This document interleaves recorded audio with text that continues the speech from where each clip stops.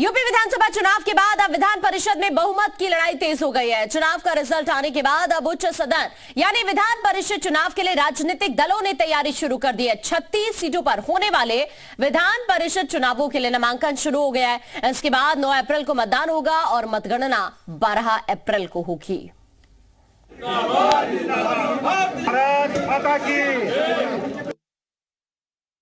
उत्तर प्रदेश के विधानसभा चुनाव 2022 में अकेले 255 और गठबंधन सहयोगियों के साथ मिलकर 273 सीटें जीतकर पूर्ण बहुमत हासिल करने वाली बीजेपी की निगाह अब विधान परिषद पर है।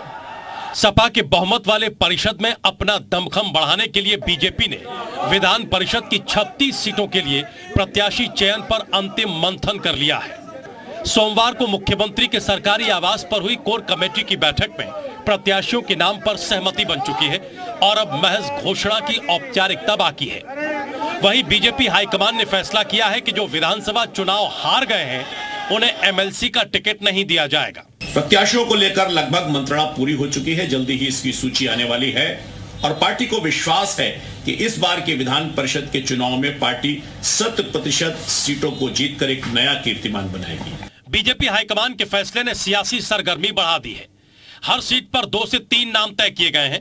केंद्रीय नेतृत्व से मंजूरी मिलते ही इसकी सूचना जारी कर दी जाएगी। मौजूदा वक्त में विधान परिषद में समाजवादी पार्टी को बहुमत हासिल है।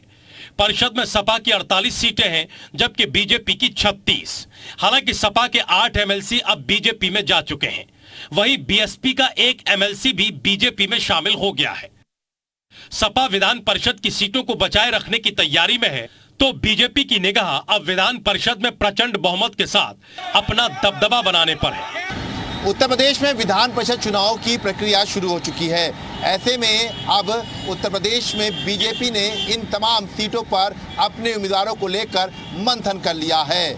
36 सीटों पर होने वाले इन चुनाव में सभी दलों की नज़र है और यही वजह है कि बीजेपी ने युद्ध स्तर पर इन तमाम उम्मीदवारों के नामों के पैनल तैयार कर लिए हैं और जल्द ही ये पैनल लिस्ट के रूप में जारी किए जाएंगे। दोनों ही पार्टियों से विधानसभा चुनाव की टिकट की मांग कर रहे तमाम नेताओं की आस अब एमएलसी चुनाव से है तो हारे दिग्गज भी विधान परिषद के जरिए सदन में पहुंचने की कवायद में है। माना जा रहा है कि दिल्ली में मोदी, शाह और नड्डा से हुई भेंट में योगी ने एमएलसी चुनाव को लेकर भी सलाह मशविरा किया है। अब यह देखना दिलचस्प होगा कि विधानसभा परिषद की लड़ाई आखिर कौन जीतता है। ब्यूरो रिपोर्ट, जी मीडिया। और इसी बीच हमारे साथ हमारे सहयोगी मयूर ज्यादा जानकारी के लिए इस वक्त लखनऊ से हमारे साथ जुड़े हुए हैं। सीधे मयूर का रुख करते हैं। मयूर, चूंकि अब कवायद है एमएलसी चुनाव को लेकर और ये माना जा रहा है कि भारतीय जनता पार्टी आज प्रत्याशियों की घोषणा भी कर सकती है। उधर समाजवादी पार्टी की अगर हम बात करें तो प्रयागराज कौशाम्बी से वासुदेव यादव को प्रत्याशी समाजवादी पार्टी की तरफ से बनाया गया है।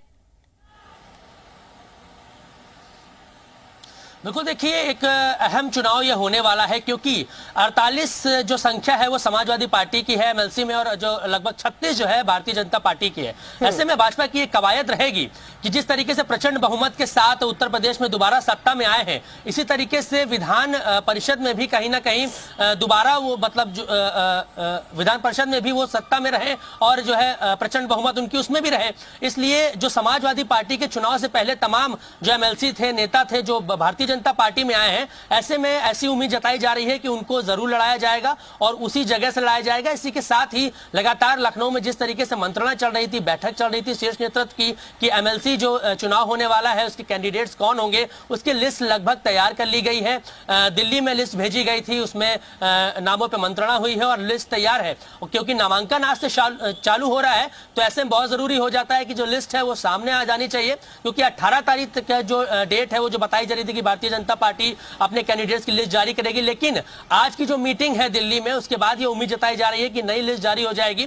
और क्योंकि तमाम ऐसे लोग हैं और ऐसी सूचना भी मिल रही थी कि जो लोग चुनाव अभी हार के आए हैं, जिसमें 11 मंत्री भी शामिल हैं, तमाम विधायक थे, तो जो चुनाव अभी हारे हैं उनको शायद इस बार एमएलसी के लिए टिकट ना दिया जाए। तो ये एक बड़ी जानकारी भी लगातार सामने आ रही है। लेकिन भारतीय जनता पार्टी में क्या कुछ होता है ये बहुत कह पाना मुश्किल होता है, लेकिन शाम को जो बैठक होगी दिल्ली में उसके बाद ही तय हो पाएगा कि एमएलसी चुनाव का जो स्वरूप है वो क्या होने वाला है। ठीक है मयूर, आप बने रहिए, मैं आपके पास अभी लौटती हूँ। कुछ और खबरों पर भी अपडेट आपसे लेना है, आगे बढ़ेंगे। देश